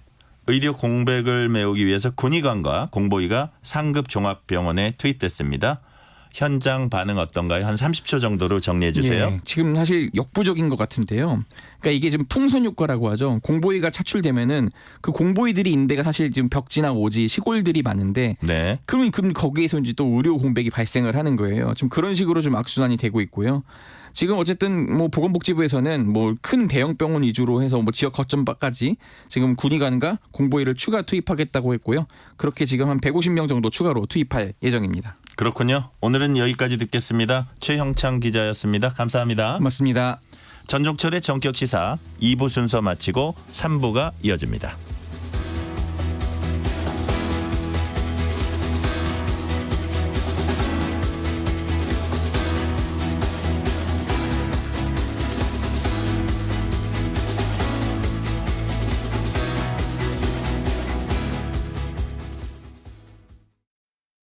안녕하세요. 방송인 이은지입니다. 국민연금 무엇이든 물어보세요. 국민연금 저도 받을 수 있겠죠? 당연하죠. 국가가 운영하니까. 물가 상승률까지 반영해서 평생 지급. 국민연금 운용은 잘하고 있죠? 기금 적립금만 1,036조, 투자 수익금은 578조나 된다는 사실 알고 계셨나요? 국민연금 다양한 지원 제도도 있다면서요? 출산, 군복무, 실업 크레딧은 물론 각계각층을 위한 보험료 감면까지. 국가가 운영하는 믿을 수 있는 국민연금. 나와 우리 미래 세대를 위해 국민연금이 함께합니다. 국민연금. 잠시 후 8시 반부터 일부 지역국에서는 해당 지역 방송을 보내드립니다. 워렌 버핏은 가치 투자, 필립 피셔는 성장주 투자, 피터 린치는 장기 투자, 그리고 성기영은 경제쇼.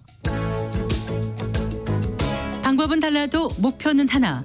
여러분을 성공의 길로 안내합니다.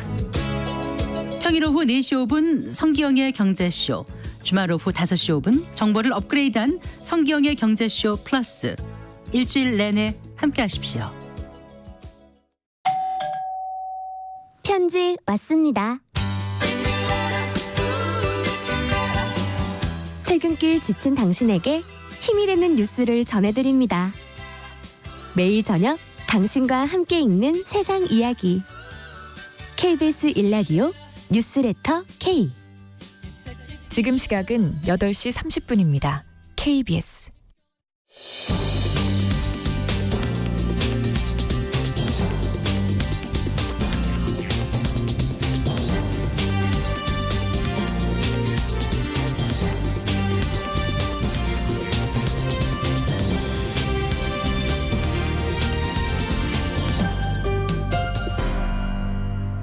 전종철의 전격 시사.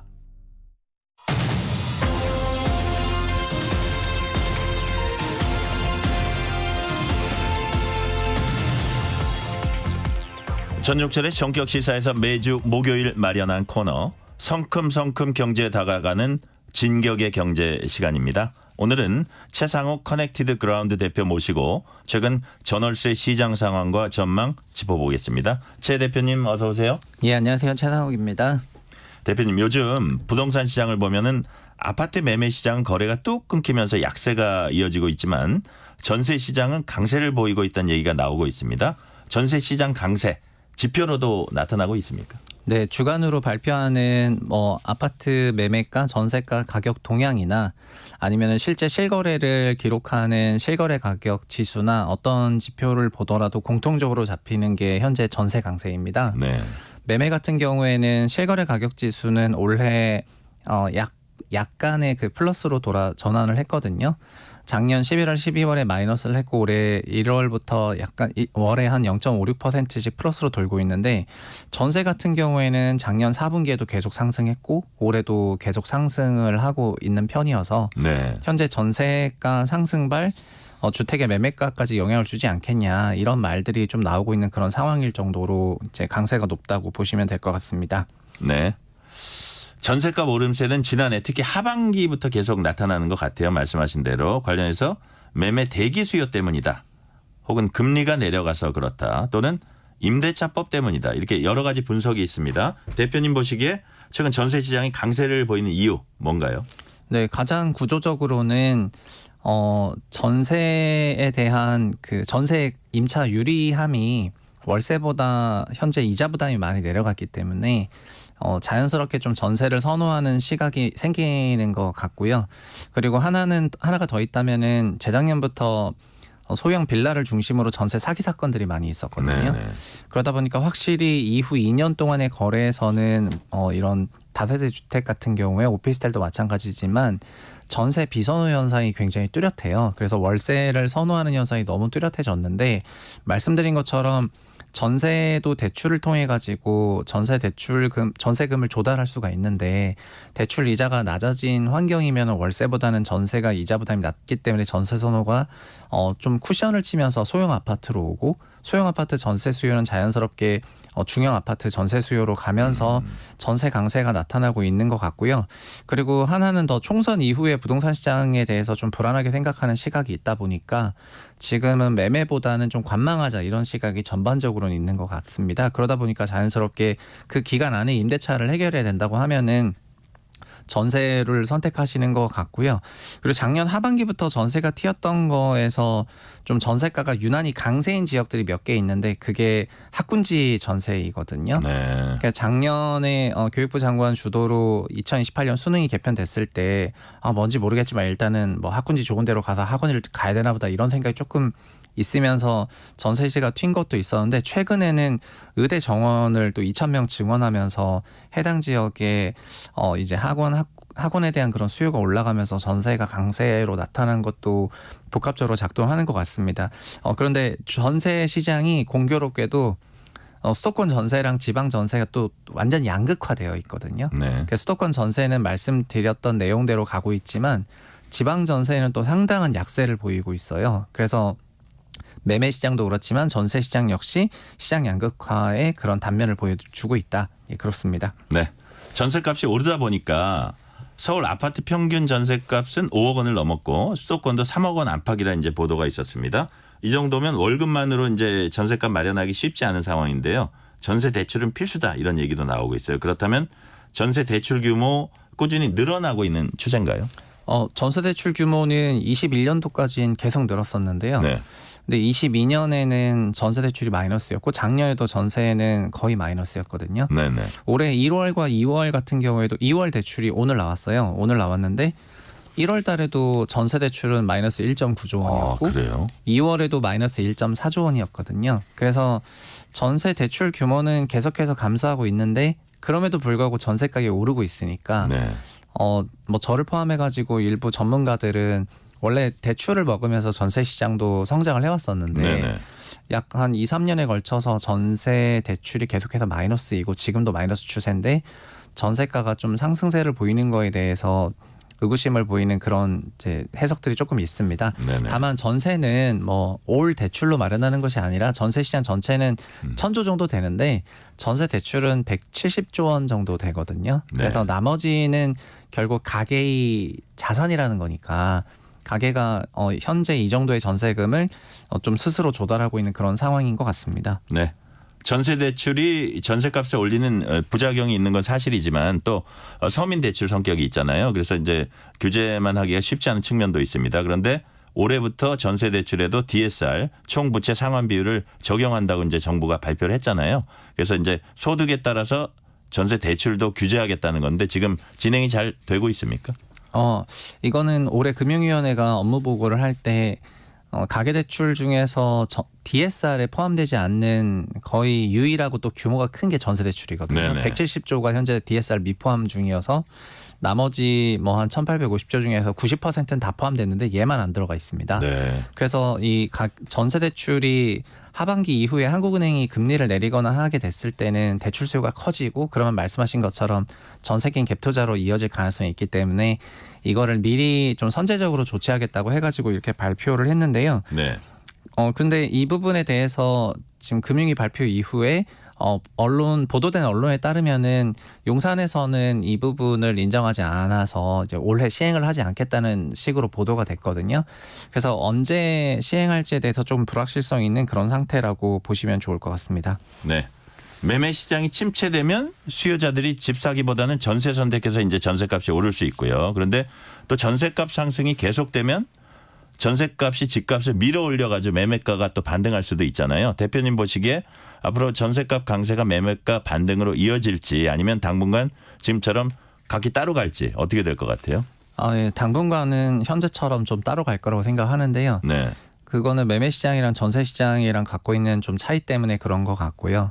그리고 매매 시장을 좀 보수적으로 보면 볼수록 매매에 대한 그런 선호도가 내려가니까 전세를 상대적으로 좀 더 높은 가격이라 하더라도 원금 보존의 생각이 있다고 하면은 전세를 선택하시는 분이 적지 않을 것 같습니다. 그래서 당분간은 따로 갈 것 같은데 근데 장기적으로는 결국 함께 갔었거든요. 왜냐하면은 부동산도 현금흐름을 만들어내는 그런 자산인데 전세는 결국 월세의 다른 말이기도 하기 때문에 전세 가격이 올라갔다는 거는 월세 가격이 올라갔다는 거랑 똑같고 그렇다면은 그 부동산은 가치 상승이 나타나게 되거든요.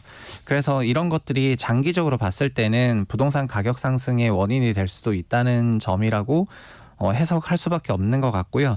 그리고 시계추를 과거로 돌려보면은 20년에도 임대차법 개정하면서 전세 시세가 약 반년 만에 지수 기준으로도 한 40% 올랐으니까 실제는 한 7, 80% 올랐었는데 임차인들 입장에서는 임차료가 급격하게 올라가는 것이 가장 강력한 주거 불안 요인이거든요. 그렇기 때문에 임차료가 크게 올라가게 되면은 기본적으로 매수 수요가 올라오게 되어 있습니다. 그래서 현재 주택 시장이 여러 가지 거시 환경이랑 높은 주택 가격 그리고 대출 저 가격에 할 바에야 산다. 뭐 이런 건가요? 대출 임차료가 뭐 2년 상관으로 계속 올라버리면은 차라리 산다 매수하는 게 임차료 상승을 해지하는 거기 때문에 매수 수요가 튀거든요. 그래서 현재 정부와 정치권에서 내야 되는 그런 정책들은 임대차 시장 안정화 정책을 지금 낼 필요가 있는 시기인 것 같습니다. 네. 부동산 급등기에 이른바 영끌, 갭 투자 이런 말들이 많이 회자됐습니다. 그런데 역전세 현상이 빚어지니까 갭 투자자들이 큰 타격을 입었잖아요. 그 때문에 세입자들까지 이제 피해를 입기도 했는데 그렇다면 전셋값 강세로 이런 위험은 다소 완화가 됐나요? 네, 올해 아마도 여러 다주택자들이 작년, 재작년에 경험했던 그런 역전세 환경과 역전세 속에서 임차보증금 일부를 반환해야 되는 그런 현금 흐름 문제를 겪고 그중 일부는 어쩔 수 없이 보유 부동산을 처분하면서 주택시장 약세로 간 경향이 있었는데 네. 현재는 전세 가격이 다소 강세를 띠면서 이게 사실 어마어마한 그런 강세라기보다는 또 21년 전세가 대비해서는 여전히 지수가 낮거든요. 네. 그러니까 지수 얘기를 아까 말씀 못 드렸는데 21년 7월을 100이라고 보면은 현재 매매가는 93이고 전세는 88이에요. 그래서 전세가 매매만큼 회복을 좀 못했기 때문에 그 못한 부분만큼 지금 조금 강세가 아니냐 이런 생각을 개인적으로 좀 하고 있습니다. 네. 근데 전세 시세가 그만큼 내려갔기 때문에 돌려줘야 되는 금액이 있는 갭 투자자들이 주택을 좀 이제 처분했었는데 현재는 이게 86 갔다 87 갔다 88 갔다가 이렇게 지수가 오르고 있기 때문에 그 부담액이 적어지다 보니까 올해는 이런 거에 대해서 상대적으로 부담을 덜 느끼는 것 같습니다. 그러면은 네. 요게 자연스럽게 주택 처분으로도 덜 연결될 거다 보니까 작년이나 재작년 같은 그런 강한 하락세보다는 그냥 완만한 보합세로 갈 개연성을 높여주는 그런 요인 같습니다. 네. 지난달 말 분양가 상한제 아파트의 실거주 의무를 3년간 유예하는 주택법 개정안이 국회 통과했습니다. 그러자마자 전세 매물이 쏟아진다 이런 기사들도 나오고 실제로 그런 현상이 있는지 그리고 이런 게 이제 전세 시장에 영향을 미칠까요? 네, 현재 분양가 상한제 적용한 주택들을 준공과 함께 수분양자들이 의무 거주를 해야 되는 거에서 여야가 합의해서 3년간 유예할 수 있게 됐기 때문에 그 분양 받으신 분들 중에서는 해당 주택을 전세로 돌릴 수가 있게 됐는데 특히 네. 이런 게 어디에 맞냐면은 일반적인 재건축 재개발엔 별로 없고요.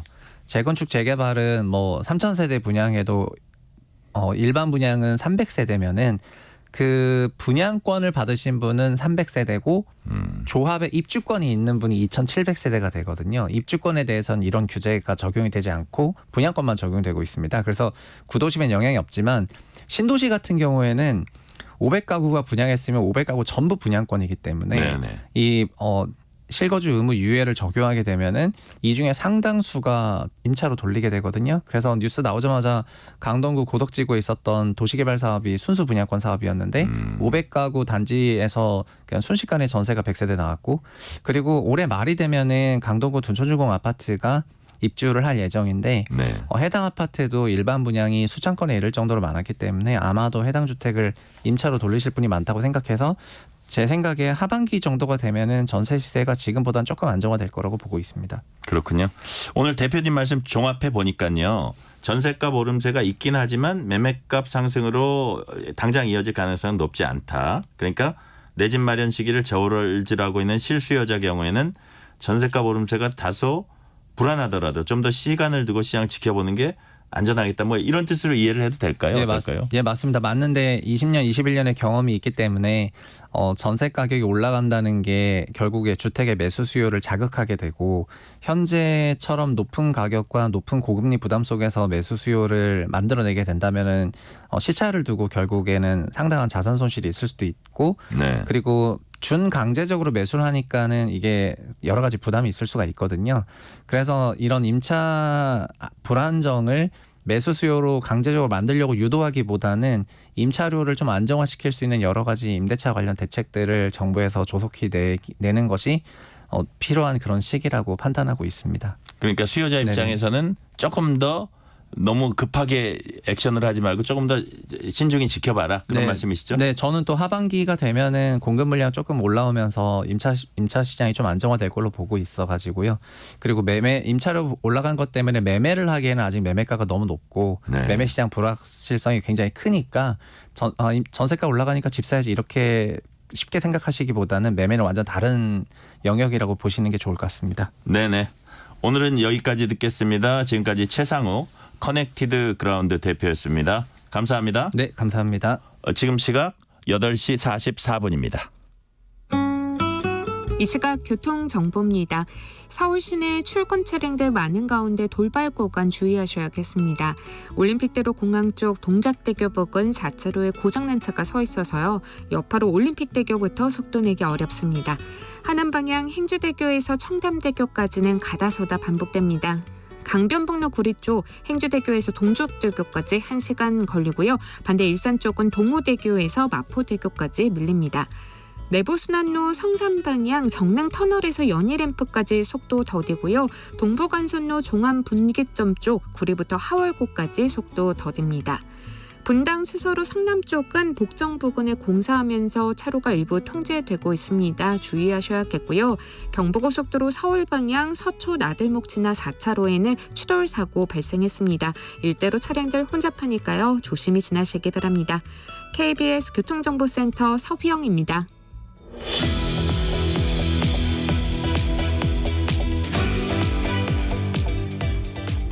법무부가 친족 간 혼인 금지 범위를 사촌 이내로 축소하는 방안을 검토하고 있는 것으로 전해지면서 논란이 뜨겁습니다. 현행 8촌 이내 혈족으로 금지하는 배우자의 범위를 4촌 이내로 좁히는 내용을 담은 법무부 연구 용역 보고서가 공개된 겁니다.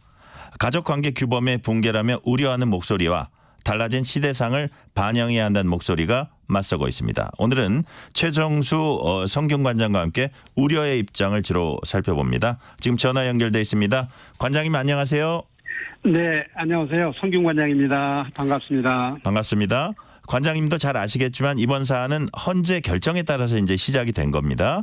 헌법재판소는 지난 2022년 8촌 이내 혈족 간 혼인을 일률적으로 무효로 보는 민법 조항이 혼인의 자유를 침해한다면서 헌법 불합치 결정을 내렸습니다. 따라서 관련 법령을 수정할 필요성이 생겼고 이에 따라 법무부가 연구 용역을 수행했는데 여기서 혼인 금지 범위를 4촌으로 축소하자는 제안이 나온 겁니다. 이런 일련의 과정 어떻게 보세요?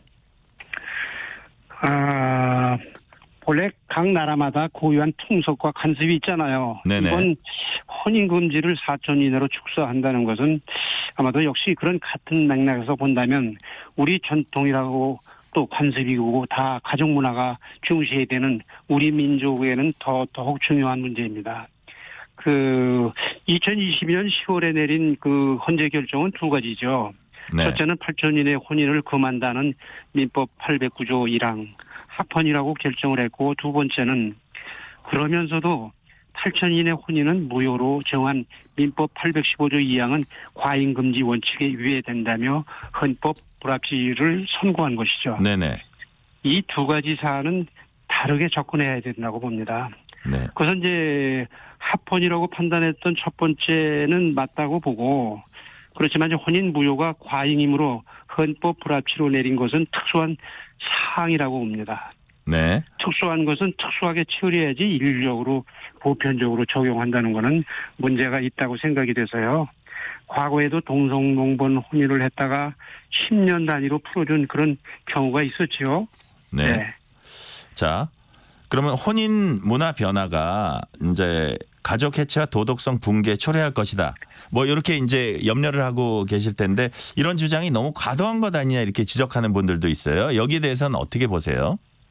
네, 그 8촌은 가장 가까운 고조 할아버지 자손이거든요. 네네. 우리는 이 관계를 당내간이라고 하고 또 그 전통적으로 제사를 같이 모시고 지내는 사이입니다. 그런데도 만약 이 관계를 부정하고 혼인을 한다면 고유한 가족 제도가 모두 무너지게 되죠. 오촌 당숙이 사돈이 된다면 그 어떻게 당숙이라고 불러야 되나요? 사돈이라고 불러야 되나요? 그런 혼란이 옵니다. 네. 이걸 다른 각도에서 비슷한 질문을 드려볼게요. 반면 네. 8촌 이내 결혼 금지 반대하는 분들은 현대사회에서 5촌 이상 혈족 관계 정기적으로 만나서 가족으로서 유대감을 유지하는 경우가 현저히 감소했다는 점을 하나 들고요. 그다음에 네. 5촌 이상 혈족 간 근친혼과 유전병 발병률 사이에도 상관관계 없다는 연구 결과를 또 근거로 들고 있습니다. 이런 데 대해서는 어떻게 보세요? 그 사회가 복잡해지면서 8촌이 자주 만나기 어려운 거 그건 사실이죠. 가족 간의 유대가 줄었다고 해서 근친혼을 허락한다는 것은 본말이 전멸되었다고 보기 때문에요. 오히려 가족 간 유대를 강화할 수 있는 이런 방안을 마련하는 것이 더 바람직하다고 생각합니다. 그리고 이제 많은 분들이 유전적 형질 문제를 간과하고 계시는데 제가 예를 들지 않아도 이미 모든 분들이 알고 있는 사실이거든요. 유전적 형질이 그 열성인자가 발현되지 않기 때문에 그렇다고 보는 건 모르지만 네. 만약 열성인자를 물려받는 경우에 심각한 문제가 발생하게 되는 건 그 현실이거든요. 생물학적이라고 또 0.1% 이런 얘기가 나오는데 0.1%도 전체 민족으로 봤을 땐 어마어마한 숫자거든요. 우리 민족이 그나마 세계에서 가장 우수한 민족이 될 수 있었던 것은 바로 이런 그 친인척 간의 혼인 금지 때문이라고도 생각을 합니다.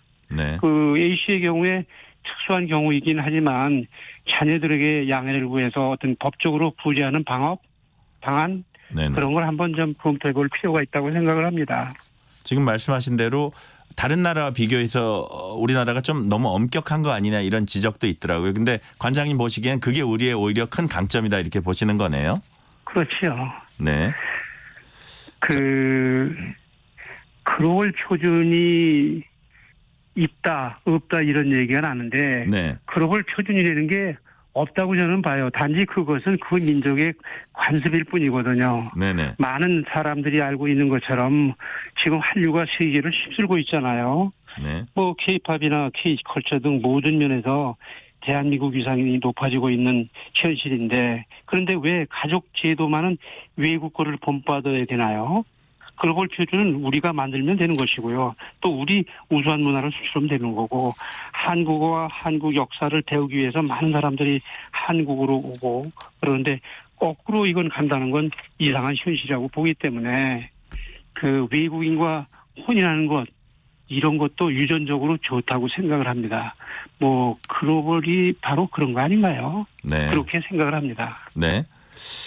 법무부가 여론조사 기관인 한국리서치에 의뢰해서 지난해 11월 28일부터 일주일간 전국 성인 남녀 1,300명을 대상으로 전화 면접 방식으로 여론조사 실시했습니다. 자세한 사항 중앙선거 여론조사심의 홈페이지 참조하시면 되는데요. 근친혼 금지 범위 어떤 게 적절하냐고 물었더니 국민 4명 중 3명 75%가 현행처럼 8촌 이내 혼인 금지하는 게 적절하다고 보는 것으로 나타났습니다. 어떻게 보셨습니까? 이 토론, 이 여론조사. 네. 법적으로 변호가 필요한 경우에는 가장 네. 중요한 게 국민적 합의라고 보거든요. 예. 이번에도 이제 국민 여론 조사를 해서 시작했다면 별 문제가 없었을 텐데 그 절차를 생략하고 했기 때문에 이런 혼란이 오지 않았나 생각이 되거든요. 네. 아직까지는 우리 고유의 전통 문화를 소중하게 생각하고 또 우리 전통 가족 제도를 신중하게 대처할 필요가 있다고 봅니다. 네. 자. 그래서 네네. 말씀하시죠. 예.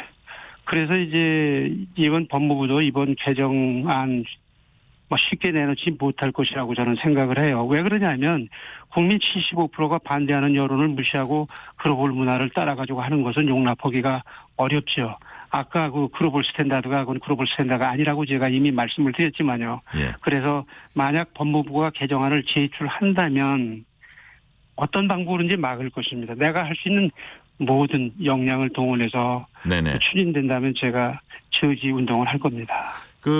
성균관 유도회 총본부가 이제 반대 시위 정부 과천청사 앞에서 출근 시간 때 하셨는데 이거 계속 하고 계세요? 요즘도? 예, 지금도 매일 하고요. 네. 아침 정부 청사 앞에서 유림들이 1인 리레이를 하고 있잖아요. 네네. 그래서 그거는 이제 법무부에서 공식적인 입장을 전달받기 전까지는 계속 할 겁니다. 박성재 법무장관과 면담도 요청하신 걸로 알고 있거든요.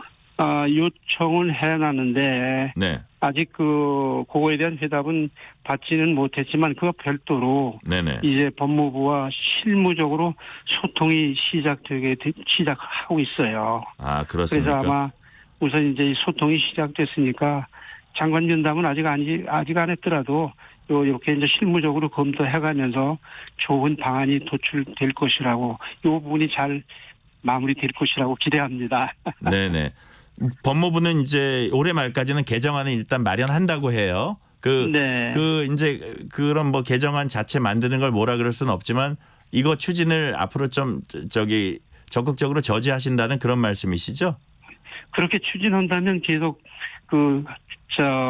반대 운동을 하고 이제 전국적인 서명운동도 곧 들어가려고 그러고요. 그래서 법무부에서 이거를 철회해 주지 않으면 그리고 이제 그 헌재 불합치 때문에 이제 법무부에서 이런 여러 가지 어려움이 있을 텐데 네. 그건 좀 다른 방법이 있다고 생각을 해요. 그래서 실무적으로 이제 이렇게 대화를 하고 나중에 장관께도 이렇게 말씀드릴 기회가 있으면 어떤 방법이 있는지 그 헌법 불합치에 대한 그거에 대한 대책 네네. 그런 건 별도로 저희가 제안할 생각입니다. 앞으로 향후 대응 방안까지 말씀해 네. 주셨습니다. 네. 오늘은 여기까지 듣겠습니다. 최종수 성균관장님 함께해 주셨습니다. 오늘 말씀 정말 감사합니다. 네, 고맙습니다.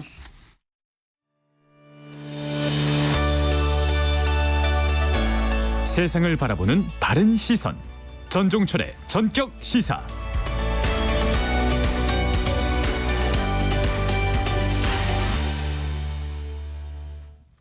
정치권의 대표적 올드보이 박지원, 정동영 두 사람이 민주당 경선을 통과해서 생환했습니다.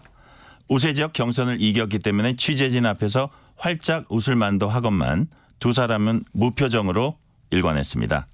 민주당이 공천 갈등을 겪으면서 많은 후배 정치인들이 아픔을 겪었는데 공개적으로 활짝 웃는 건 도리가 아니라고 생각했던 것 아닌가 추측이 됩니다. 노 정치인이 역할을 해야 한다. 물러나야 한다. 말도 많지만 적어도 경선 통과 뒤에 보여준 이 올드보이들의 무표정에선 관록과 경륜이 읽힙니다. 3월 14일 전종철의 전격시사 여기서 마칩니다. 진행의 전종철 기자였습니다. 감사합니다.